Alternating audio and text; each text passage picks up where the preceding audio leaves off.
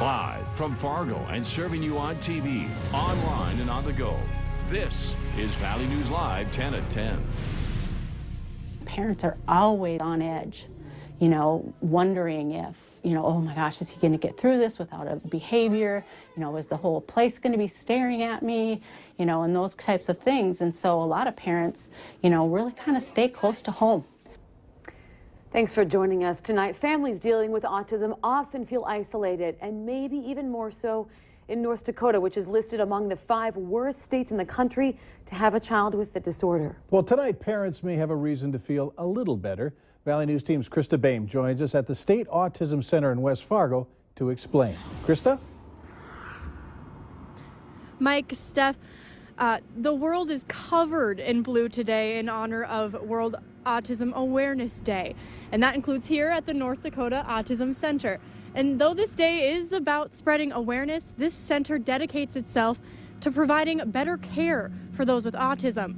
And right now that means working on better coverage and better insurance coverage for autism treatment.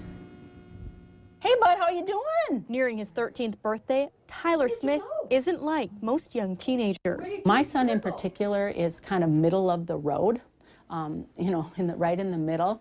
And, so he does need assistance. How much do they say bubbles cost? Tyler has autism.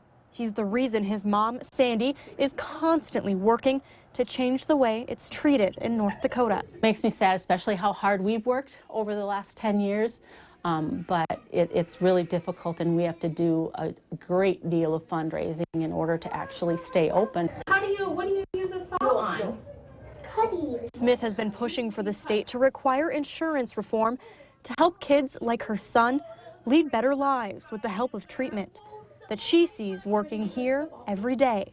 It's amazing, and he has these growth spurts too, where I call them knowledge spurts, where sometimes I feel he's kind of at a plateau and hasn't done anything new for a while, and then all of a sudden he will do something that will just blow us away. 39 states have mandated some degree of coverage, and North Dakota took a step in the last legislative session by providing waivers to fund therapy for 47 kids under the age of 8.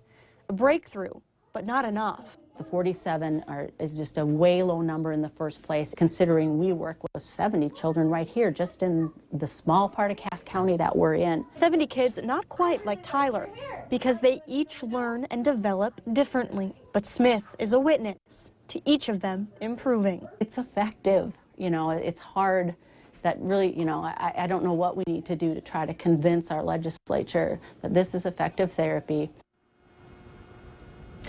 Now, the State Department of Human Services has asked legislators to bump up the number of waivers to around 80. And that is under discussion this week, but Smith does tell me they won't get it. Mike? All right, thanks, Krista. Autism awareness continues throughout the month of April with a fundraising event on the 17th. And for more information on the event, go to our website, valleynewslive.com, and click on this story. A Christine, North Dakota woman blew the whistle on a contractor in the valley after he took her money, started working on her bathroom, and never finished it. Dolores Kremlich says she has been taking sponge baths for more than a year because her bathroom doesn't work. Now, she hired a contractor, paying him $1,250 to buy supplies to remodel her bathroom. We reached out to the contractor, Timothy, today, and he said he had intentions to finish the job. I was going to help her with her house when I was working at the roadway, but at this point in time, I've had 3 knee surgeries, and I've been trying to find somebody to do the work for her.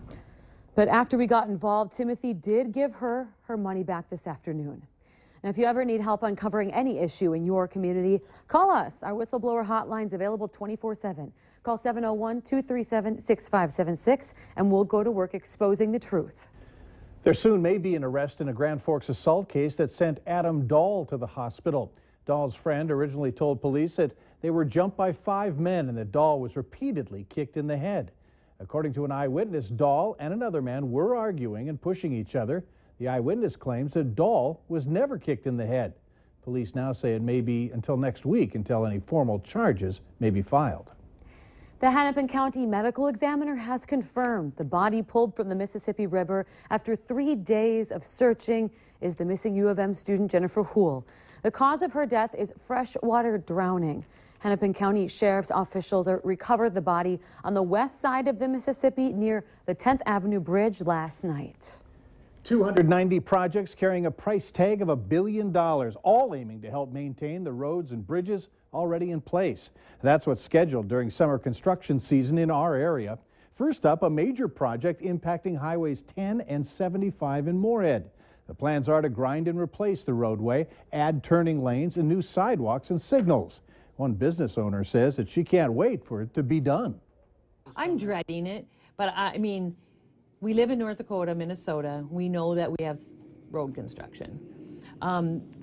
This road is dangerous. Now, the other major project is in Lakes Country along highways 10 and 59 in DL. That's expected to take several years to complete. A new pitch for one of Governor Dayton's big projects, more help for more people, for paying for child care. The governor wants to expand the state's child and dependent care tax credit. One of the key components of his plan raises the income limit from $39,000 to $124,000. Revenue Commissioner Cynthia Bowerly says if the proposal becomes law, it will make a big difference for people who want to send their children to what she calls high-quality learning centers. Early learning is so important for our youngest learners in Minnesota, and families make this investment because it's a long-term investment in their child's future, but it is expensive. Minnesota has some of the highest child care costs in the country, in part because we have such high quality care available here. We have highly credentialed teachers in schools like this one, and it's really important that we're able to help families afford some of this. Bowerly says the expansion of the child care tax credit will cost about $100 million. President Obama calls it a good deal and says it could eliminate a major threat to U.S. security. Today in Switzerland, Iran agreed to a broad framework that curbs its nuclear weapons program in return for the eventual lifting of sanctions. Skeptics in Congress have yet to be briefed on the fine details of this agreement, but many don't like what they're hearing. Iran and Western powers, including the United States, signed off on a framework for continued talks with a formal agreement by June 30th. Iran would give up more than a third of its 19,000 centrifuges, but not its nuclear facilities. The United States and United Nations would drop their sanctions, but not until Iran complies with its commitments. President Obama says nothing is agreed to until everything is agreed to, and that includes the word of lawmakers on Capitol Hill. The North Dakota House voted down a bill to ban discrimination against LGBT people this afternoon. Members of the House broke the bill up into two sections. The first would have banned discrimination against people for their sexual orientation or gender identity in public accommodations. Now that part failed 61 to 30. The second portion of the bill would have updated the Century Code to ban discrimination against individuals for housing or employment. That part failed 56 to 35. It's not just a matter of changing one word. It talks about perception of identity, and what does that mean? We really aren't sure. It didn't talk at all about the effect it might have on the business community and the decisions that they make, not to hire or to fire, but to serve or to not serve. So there's many things in the bill. It isn't just the emotional stories, and I appreciate those. Now, this isn't the first time legislation like this has failed. It was also discussed in the 2009 and the 2013 sessions. People collect all kinds of things, from coins and stamps to dolls and butterflies. For one collector, it was time to unload everything, including his large supply of marbles. Villiers Auction. $4 number, you want the rest? Villiers Auction in Moorhead handled today's sale for Roger Hagan of Fargo that included more than 17,000 marbles. He told me that it took him about 2.5 years to round up that many. They were divided and sold in gallon-sized plastic bags. Marbles are becoming a very, very big collectible item. And be honest with you, if I was 20 years younger, I'd be doing a little bit more research on marbles. But the buyers, they know what they're buying. They can look at a bag and they know how high they're going to go. The owner today was hoping to get between $1,500 and $3,000 for his marble collection. Valley News Live 10 at 10 continues with no wait weather. little breezy today. A little? Very breezy. Even marbles would be spinning around out there. Put a few in your Yeah, pockets to exactly. weigh you down. Yeah, a very breezy time today. Tomorrow, a lot less windy than today, but still some breezes around as we head through the day. Right now, if you take a look outside of the CorwinAuto.com Valley Skycam, it's not jiggling around like it was for much of the day. The winds continue to slowly subside out there. However, the temperatures continue to subside too. We're down to 29 here in Fargo with some partly to mostly cloudy skies. It feels more like 15. Those winds out of the north and northwest at 24 miles per hour. Still seeing some occasional wind gusts around 30 miles per hour or even a little bit stronger across portions of the area. But those winds are definitely calmer than they were earlier, and they'll continue to subside overnight tonight. Already down to 21 in Roseau, 23 Baudette and Bemidji, 25 up in the Thief River Falls area.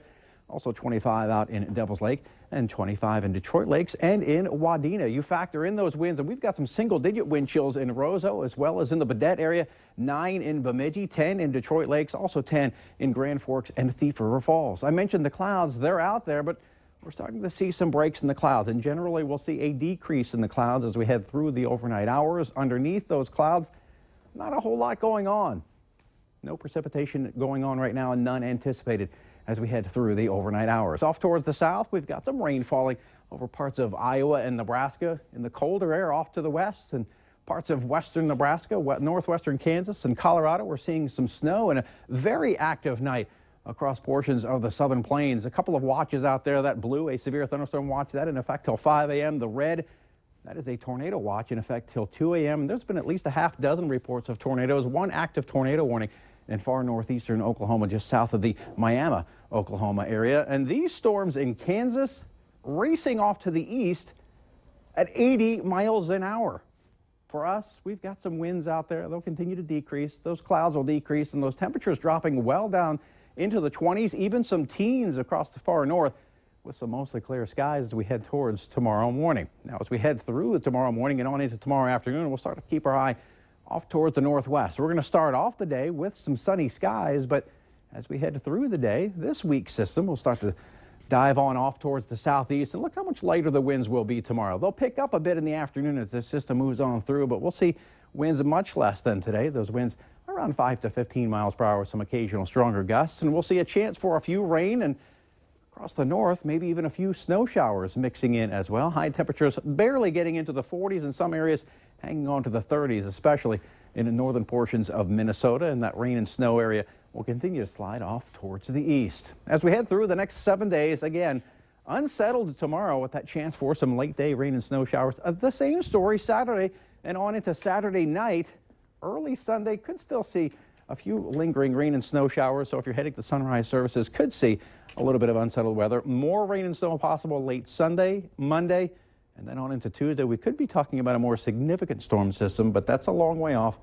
And we'll continue to fine-tune that forecast as we head through the weekend. Let's focus on what's in front of us instead of that, right? It's kind of yucky over the next 7 days. Yeah, it is. All right, thanks, Robert. Still ahead for us tonight, just in time for barbecuing, why beef prices are so high right now. But first, we're going to show you what you need to be doing before you leave for vacation.